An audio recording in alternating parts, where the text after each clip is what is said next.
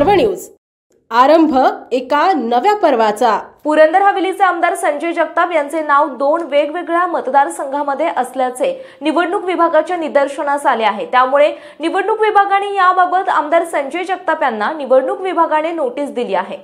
4 तारखेला निवडणूक कार्यालयामध्ये रहिवाशी पुरावे घेऊन हजर न राहिल्यास मतदार यादीतून नाव वगळले जाईल असे त्या नोटीसीमध्ये सांगण्यात आले।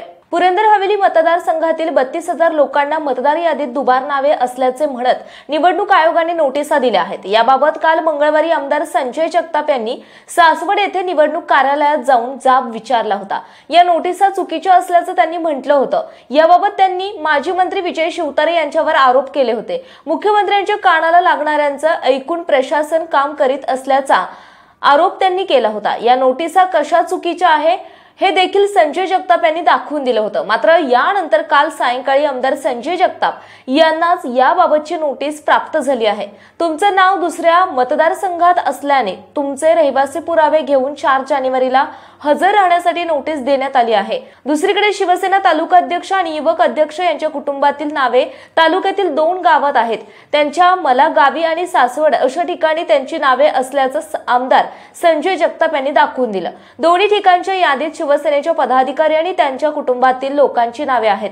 त्यांना मात्र कोणतीही नोटीस अद्याप दिली गेली नाही। त्यामुळे निवडणूक आयोगाच्या हेतूबद्दल शंका व्यक्त केली जाते। निवडणूक विभागाने दिलेल्या या नोटीसबाबत काल पत्रकारांनी तहसीलदार विक्रम राजपूत यांना प्रश्न विचारला, मात्र त्यांनी याबाबत बोलण्यास स्पष्ट नकार दिला। याबाबत बोलण्याचा आपल्याला अधिकार नसल्याचं म्हणत त्यांनी उत्तर देणं नाकारलं। मात्र अधिकाऱ्यांच्या या अनागोंदी कारभारामुळे सामान्य नागरिकांना मात्र मोठा त्रास सहन करावा लागत आहे। आमदार संजय जगताप यांच्या नावाची साम्य असलेल्या तालुक्यात मी सोडून आणखी 14 व्यक्ती असल्याचे आमदार संजय जगताप यांनी म्हटलंय। तर मग ही नावे दुबार कशी होतील असा सवाल जगताप यांनी केला आहे। अनेक लोकांची आडनावे देखील वेगळी आहेत, तरी देखील लोकांना नोटिसा देण्यात आल्या। केवळ 2 नावे समान आहेत म्हणून अनेकांना नोटिसा दिल्याचं त्यांनी म्हटलं आहे। निवडणूक आयोग चुकीच्या पद्धतीने काम करत असल्याचा आरोप त्यांनी केलाय। ह्याच्यामध्ये नोटिसा देताना धांदांत खोट्या आहेत, हे सगळे आरोप खोटे आहेत। त्यांच्या पत्रकार परिषदेला त्यांच्या दोन्ही बाजूला बसलेले त्यांचा तालुका अध्यक्ष आणि त्यांचा युवा सेनेचा अध्यक्ष ह्यांची नावं दुबार कशी आहेत आणि यांच्या नोटिसीमध्ये कुठेही त्यांना नोटीस प्रशासनाने दिली नाही। दुबार नावं असताना 2 मतदार ओळखपत्र असताना आणि केवळ यांची नाही यांच्या परिवाराची सुद्धा। त्यामुळे हा माणूस अतिशय खोटारडा आहे।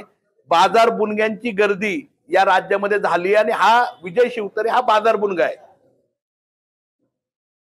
32,000 लोकांना नोटिसा दिलेल्या आहेत। 32,000 लोक जी आहेत ती 4 तारखेला पुरंदर तालुक्यातील तहसील कचेरी किंवा प्रांताधिकारी कार्यालयावर येणार आहेत। याच्यामुळे लोकांना त्रास होणार आहे का? कारण एवढी लोक एका ठिकाणी येणं आणि अचानक बोलवणं एवढ्यांची कामं होतील का?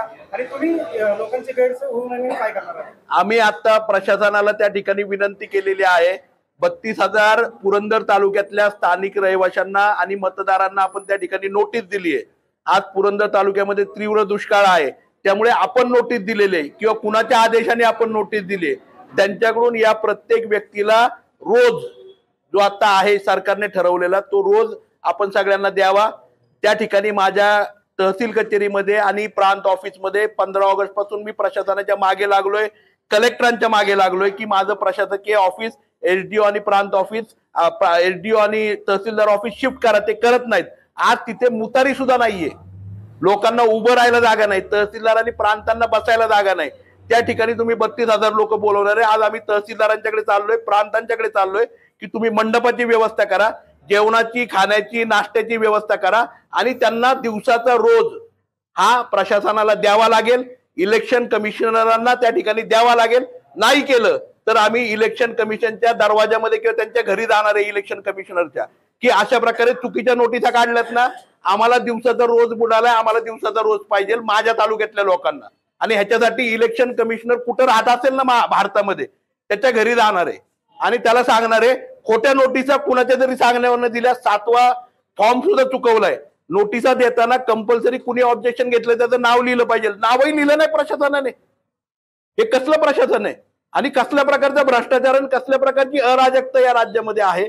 आणि म्हणून निवडणूक आयोग जर पारदर्शक असेल, नाही निवडणूक आयोग देऊ शकत असेल, नाही प्रशासन देऊ शकत असेल तर या निवडणूक आयोगाचे कमिशनर आहेत ज्यांनी आदेश दिलाय त्यांनी हे पैसे त्या ठिकाणी स्वतःच्या खिशातनं द्यावेत।